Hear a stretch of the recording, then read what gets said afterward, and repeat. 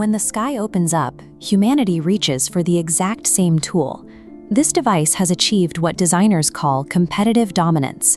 The blueprint, a central shaft, radial ribs, and a tensioned canopy, is the most efficient physical solution for portable shelter, remaining fundamentally consistent for over 2 millennia.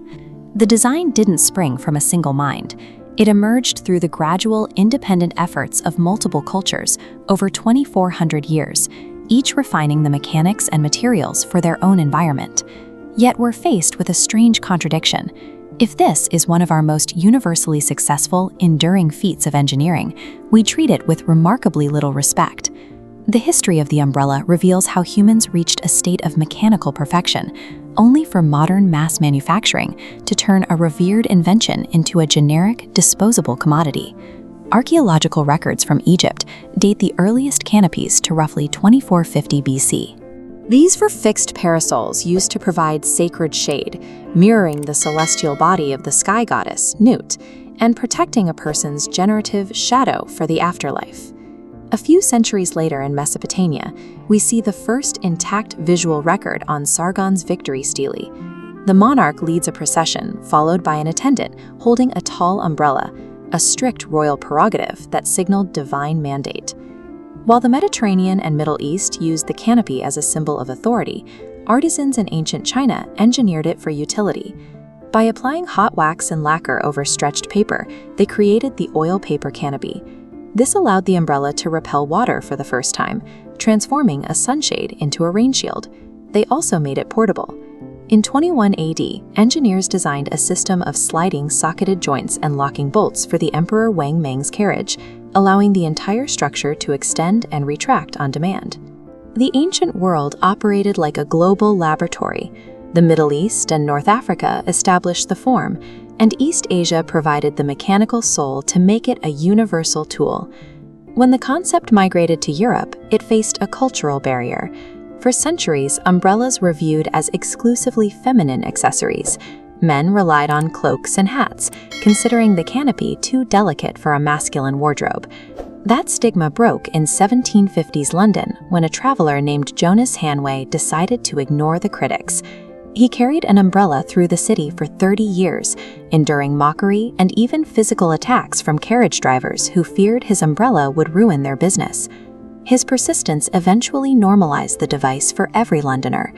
Once the social barrier fell, the Industrial Revolution improved the materials. In 1852, Samuel Fox replaced heavy, brittle whalebone frames with U-shaped steel ribs. This dropped the weight while increasing the structural tension required for mass production. In 1928, the umbrella transitioned from a walking stick to a pocket-sized tool.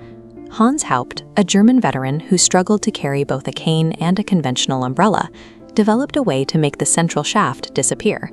He created a telescopic mechanism where the shaft segments were nested inside one another. This allowed the entire frame to shrink down to a format that could fit in a pocket. Durable, portable, and universal. By the mid-20th century, the umbrella had reached a state of mechanical completion.